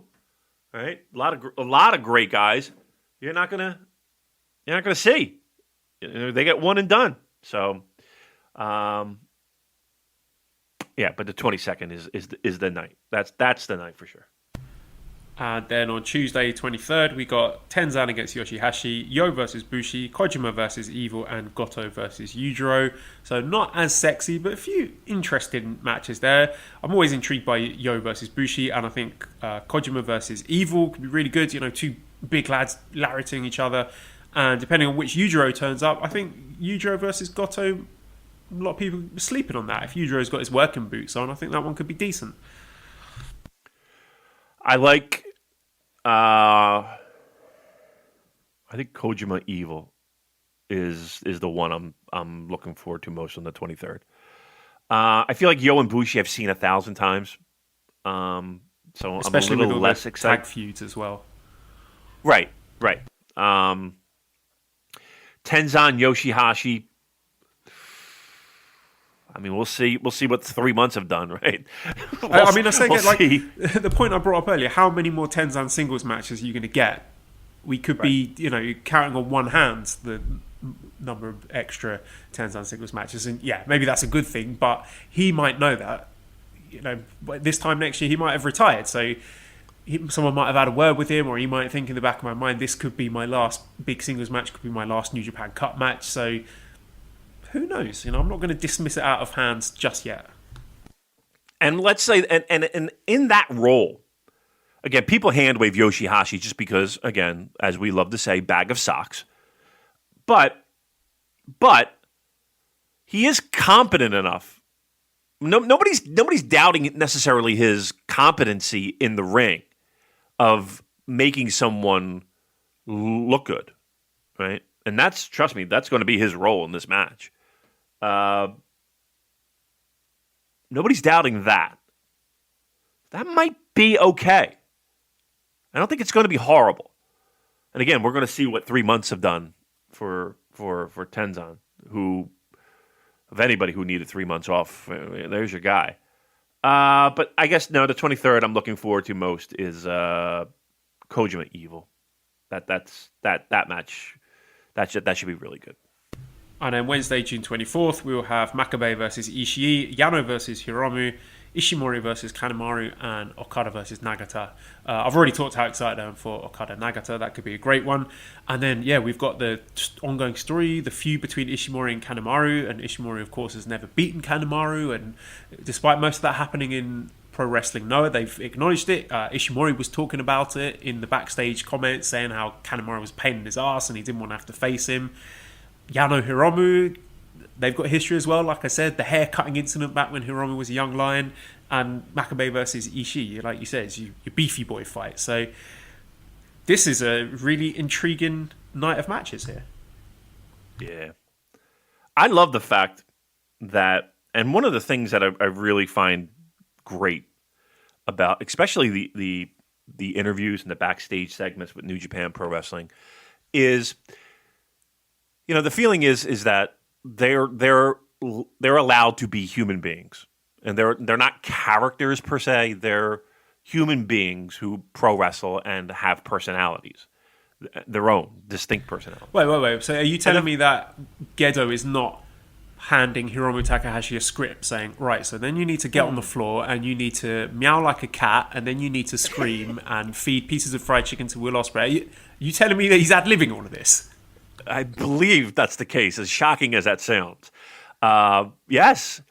And the idea of, again, let's just say, Joel, that before we got together and did this podcast, we were, I don't know, champion dart people. And we would be at the pub and we would play darts and we would beat everyone. Anybody who came our way, we beat, right?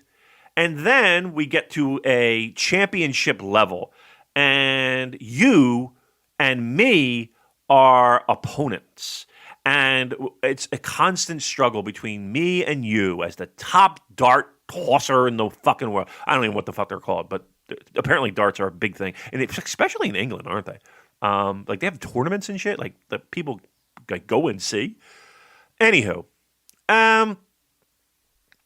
that's my. That's my British culture take of the day, Joe. Brought to you by Verizon Wireless. My point being is this, is that we, of course, would mention the fact in interviews that, yes, we used to be partners and we used to be the best at beating the people at the pubs. And now look at us now where you're my biggest rival. Of course we would mention that. And of course, a guy who can't get a win over another guy, whether it be in Noah, whether it be in Wrestle One, whether it be in wherever, the fact that that's not acknowledged is silly. And I think people are conditioned by one company of it not being a staple in pro wrestling. And we're shocked when people do it, right? They mention things that, of course, why wouldn't you mention it?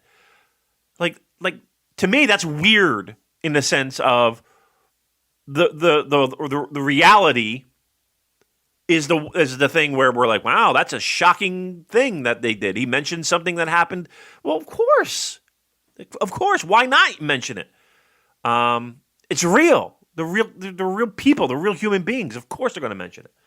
And I think again, that's another reason why we all love this product. It's because of little things like that help. Like I thought I saw somebody write And it might have been Voices of Wrestling, and it probably was, because they usually have good points on this that I would agree with, that things like this reward the hardcores, the people that want that deep dive, the people that want to be swimming on the deep end of the pool, the people that want to immerse themselves in this product as deeply as they can. Again, if you want to pop in and out on big shows for New Japan, of course, absolutely, you can follow along easily, no problem at all. You want a kind of little middle ground, great. But if you really want a deep dive, it's there for you. There are subplots to subplots to subplots to subplots, and little nuggets that you get along the way that makes it enjoyable for the entire fan base. And why? Because they're not restricted. They're treated like normal human beings. End of rant. Thank you. Excellent stuff. All right, well, let's have a look at some of our questions then. We've got a lot of questions for Sports Reporter, Damon. So, first of all, Nicole says, okay, no, I think this should be if MLB doesn't restart this year, does Manfred keep his job? Gotcha. Okay, so what we're talking about here, Joel, Major League Baseball. So, again, hockey has a plan to come back safely. The NBA also has a plan, even though it's there's some issues going on, and I think rightfully so. They want to make sure that them returning doesn't take away the spotlight of what's going on with the social justice changes that are occurring in the United States, which, again, they're keeping a foot on the gas pedal for sure here in the United States, and that's a good thing. And they didn't want to distract that, so there's been a lot of discussion about that. But, again, a plan is in place. Premier League yesterday, what was I watching yesterday? Was I watching Aston Villa? Watching a little Aston Villa yesterday as they played in front of an empty arena. So everybody's coming back. Major League Baseball, they're billionaires and millionaires fighting over pennies is what it's come down to. And there's they have shit the bed, if you will. So, which is really mind-boggling, to be truthful. So there's not a plan in place as of right now for baseball's return, which should be playing right now. So it's a shit show, Joel. An absolute fucking shit show. And that's the commissioner. No, the commissioner's doing his job. The commissioner, Nicole, is protecting the owners, right? The owners who, again, there's a team, the Florida Marlins, Miami Marlins, if they're Joe, they can't get people to fucking go to this to see this team play for the life of them. Big baseball stadium, maybe 7,000 on a Wednesday night. They just draw horribly. Still, the team is valued at billion with a B. It's mind-boggling. But again, millionaires and billionaires fighting over pennies. No plan yet. The commissioner will be back. I have no doubt. Sorry to take away from wrestling talk for baseball talk. John from Omakase says, pick a Stanley Cup winner whenever we finally get hockey back, and any interest in trying to watch Japanese baseball? Ooh, that starts up, doesn't it? That starts up, if I'm not mistaken, tomorrow. Yeah, I would like to jump into the Japanese leagues a little bit harder. I mean, I got my my Giants. I have a couple baseball caps that I got at the Tokyo Dome. I have what else do I have? I have the Swallows. I have a Swallows hat. I have a Fukuoka, whatever the team is there. I bought a baseball cap there. So yeah, maybe I need to pick a team. Get in now. So I might definitely be doing that. Not might definitely. I'll be definitely doing that. Hockey's going to be weird, Joel. They're going to have this tournament. It's going to be like the New Japan Cup of hockey. Look, I'm going with my heart. Toronto Maple Leafs are winning the fucking Stanley Cup. Why not? We can't have a parade. That'll be so fitting. Chef's kiss. We'll power through this tournament, and we're taking the Columbus and everybody else in our path. How about that? It's not going to happen, but we can hope, can't we? Gig Me Like a Butcher says, any memories of Nassau Coliseum and thoughts on it going away? Wow. That's it. Okay. Yeah. I mean, I used to drive up there, cover the Flyers when they would play up there at Nassau Coliseum. Worst press box of any press box I've ever been in. It looks like it was an afterthought because they had these pillars that like you have to like dance around these pillars to see the fucking ice that are in the press box. And it's weird because in most press boxes, there's an elevator there that you take down to the event floor to get to the locker room access and go from there. In Nassau Coliseum, you had to go through the fans. Like you had to walk through people leaving the arena to get down this ramp.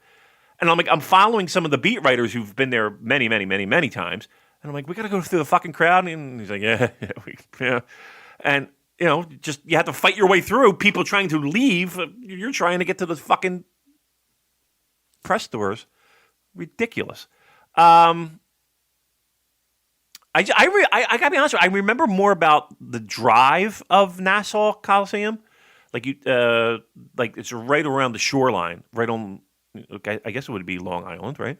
The drive, so you see the ocean as you're on the highway. I just remember that being a pretty fun drive once you got out of like Brooklyn area. Old arena, man. Old arena. I hate to see him go, but they're rebuilding it and refurbishing it and all that shit. But yeah, I've been there a few times.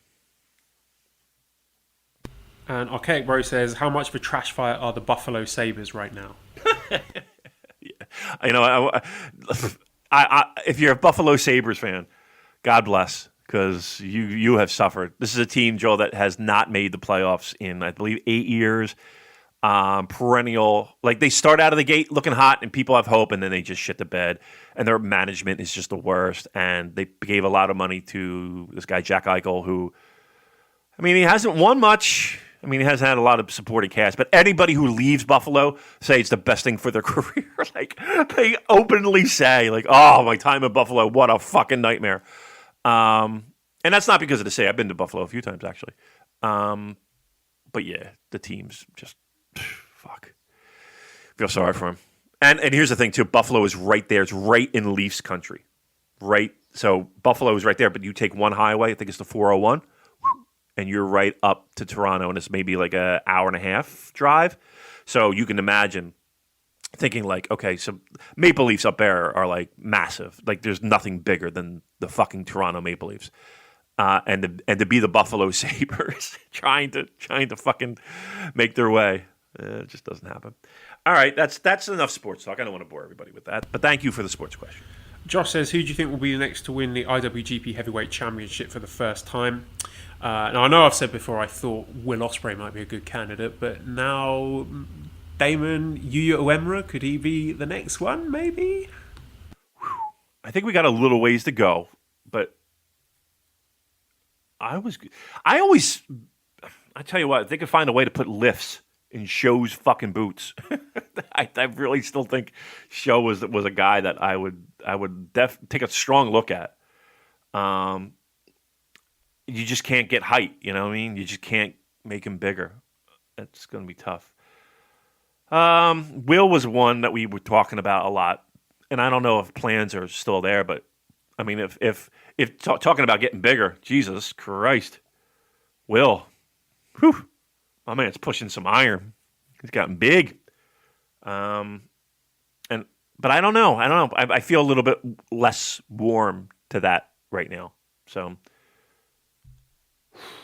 you might be right on that one.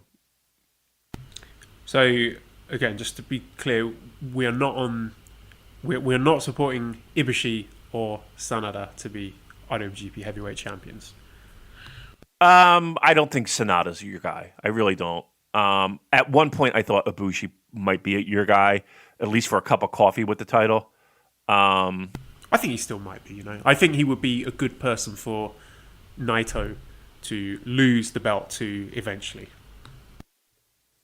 I think he could. I mean, it wouldn't be the worst thing that could possibly happen. Let's put it that way. So you could put him in the short list of guys who have never won it that could possibly win it. I would have no problem putting him in that list. Flynn says, not a fan of Sanada. Had him. Blah, blah, blah. If he was to win New Japan Cup as predicted, should he face Naito in 2 falls at Dominion and take Intercontinental title? Might be better than him just losing a shot at the heavyweight title yet again. And Dabbog God says, could you see a possibility where Sanada wins the Cup, challenges for the IC title so it stays in the faction, and then they have all the belts and he could be a champion? We could.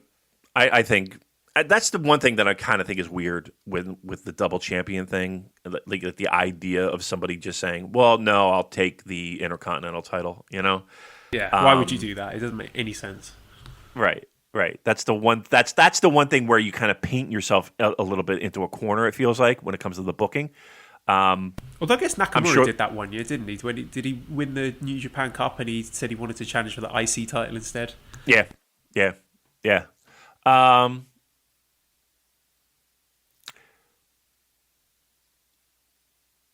But that was, it wasn't like it was a double champion thing. You know what I mean? Like, that was just, he decided to go for that particular title.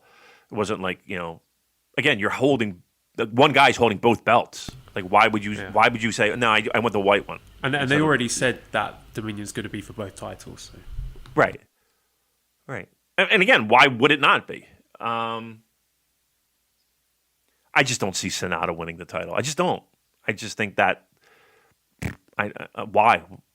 I mean, I know people say, they constantly tell me that he's super popular and he's, a person that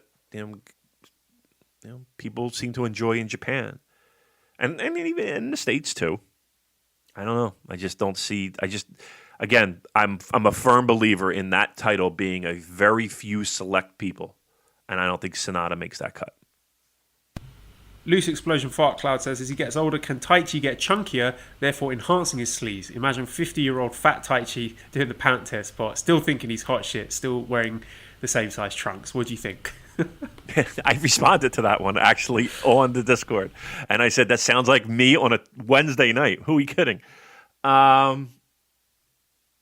That's the future, right? We're all fighting that. We're all swimming upstream against that eventually happening to everyone. So why not? I say he goes full blown. Imagine Taichi at 50. I don't think he's going to be this. I don't think you're going to be looking at Yuji Nagata, right? When it comes to Taichi, I think you have to go full on sleaze with him, and his 50 is going to look much different than Yuji Nagata's 50. Jason says, is there any more tragic sign of an empty house than not having a crowd to shout Kaze ni Nare? Well, we're all shouting on the Discord, Jason. So you join us on the Discord chat and you won't have those long... Well, even without the Discord, I was sitting there on my sofa shouting Kaze ni Nare. Yeah, in my head, I was doing it as well. So everybody... I think the collective New Japan Pro Wrestling universe gave the good vibes there. We all did it. So that's a good thing. Maybe if we're loud enough, they'll hear it all the way in Tokyo.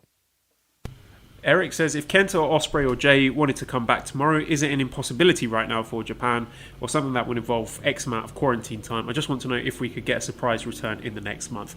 I don't know off the top of my head, but I believe there are still travel bans in place for quite a long list of countries for coming into Japan. So...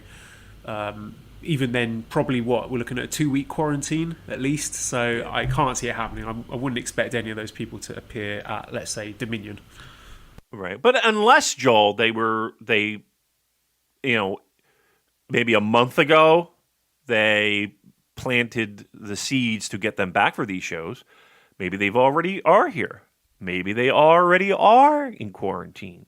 Maybe they have already been tested. That would explain why we're not hearing anything or seeing anything from them in the States. Maybe, right? You're not eating the pastrami sandwich, are you? No. I'm not eating it. No pastrami sandwich. Yeah, no, there is not a deli plate to be had near me, so no, make that clear. Okay, I've sent you on WhatsApp a funny tweet. It wasn't a question, but I just thought something you might appreciate. And I'm going to go to Bash's question while you're opening that. He says, since Japan is only offering the domestic tourists the offer of paying for them to visit the country and subsidising them financially, do you think they will do the same for foreign tourists soon? I'm sure you'll get plenty of questions about the press, blah, blah, blah, blah, blah. Okay, yeah, so, do you think they might subsidise for foreign tourists? I don't think so. I think this is just something that we're seeing in a few countries, actually, to kickstart the domestic tourism. I can't see it being offered to foreign tourists. No. Yeah, I can't imagine it either. I just think the costs involved in that, and how would they manage that, and how would they send payments, and just, I mean, I would love it if they did. It would definitely entice me a little bit more to take that fucking 12-hour, 13-hour flight in a disease-ridden tube. But I can't see that happening. Let's put it this way: I can't see that happening to make it substantial. You might get like a $10 food voucher or some shit like that, but I can't see anybody paying for me to go to Japan. Let's put it that way. Damon, can you talk to us about the tweet I've just sent you? Well, let me describe it if I could for those of you listening. This is from Pleber, by the way. Well, excellent job, Pleber. This is Chase Owens. I guess it's that card collecting game you play on your phone. You get the cards. You've seen it advertised on the cup shows where you collect a roster and et cetera, et cetera. What I have in front of me here is the card associated for Bullet Club member Chase Owens. Chase, taken out of context with this picture, shirtless, a kind of grin, maybe a grin of pleasure, maybe a grin of I have to finish a job here. I have work to do. His hands are look to be down below his waist, and dare I say, the looming pictures of Fale in the background, and I believe that is Tama Tonga, looking at him almost like, what are you doing there, Chase? In the background, would lead one to believe that Chase is jerking off. That's really what I get. His picture is looks to me as if he is masturbating at a feverish pace, may I add, with Bullet Club members leering over his back, waiting to see if he's completed or not. Highly inappropriate card, I must say, New Japan and Bushiroad, to say the least. And I'm shocked that this would be released to the general public. Yes, that is my take on this card. Daniel says, what do you see as Tanahashi's role moving forward? Is he still the guy who rarely loses, or will he be used to put younger talent over? I loved his match with Ospreay in last year's G1, and it made me wonder. I think we got a long ways to go before we start Tanahashi doing jobs to put over the youngest of talent. I mean, if it makes sense for a storyline, if it is a thing where, he's not just putting people over at this point, not yet anyway. That's not where we are with Tanahashi. Is he on the downward slope of his career? Sure. Is he eventually going to be needed to do that and give the rub to people that might need it? Absolutely. And I think he's already doing that. Don't get me wrong. But when the time is right. Just don't expect him to just go into the ring and fucking lie down for younger guys at this point. Do you think he has either a IWGP title reign or a Tokyo Dome main event left in him? Or are those days done?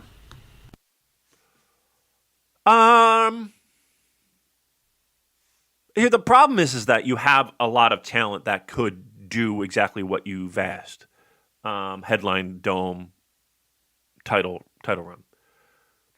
Hiroshi Tanahashi is a guy very similar to where we were when it came to Omega, where we had to get the title off of him. We had to have a main event of somebody who can main event. I think at this point, Hiroshi Tanahashi is what we'll call the pickle. He's the pickle in the sense of if you are in a pickle, you can lean on Hiroshi Tanahashi to either, again, cup of coffee with the title, headline a main event if things go astray. He's a fantastic plan B. Let's put it that way. Rye says, does this make Yujiro the de facto leader of Bullet Club for the time being? I don't know how the hierarchy works, but is he the most senior? Is he the most tenured Bullet Club? He is. He's the longest tenured Bullet Club member who's in Japan at the moment. I think you might be right. He's besides Gedo, right? No, well, no. No, he's been longer. Yeah, he's Okada, right? I mean, I'm trying to think. Yeah, he might be the guy. Man, imagine those parties. He's got the corporate credit card. Shit. Nice. All right, Mally is asking me what I want for dinner, so shall we knock it on the head there so I can give my dinner order the attention that it deserves?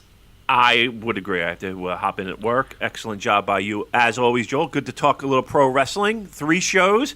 We got more right around the corner next week. So super thrilled and great job by you. Okay, and yourself, Damon. Always a pleasure. redcircle.com/shows/super-j-cast if you would like to donate some money to us. Discord link is in the show notes. prowrestlingtees.com/super-j-cast. Massive thanks to editor Dan. Find him on Twitter at LousyHero219. I think they've got a new song out as well, Escape the Box. Him and his band. Really good. Check it out. Spotify, Apple Music, all that. Escape the Box. Doing great things in the music world. Check them out. When the Time's Right is the name of the new single. So definitely give a listen to that. And subscribe to the Voices of Wrestling Podcast Network. Give us a 5-snake review on iTunes. Follow us on Twitter at the SuperJcast. Thanks all for listening and goodbye.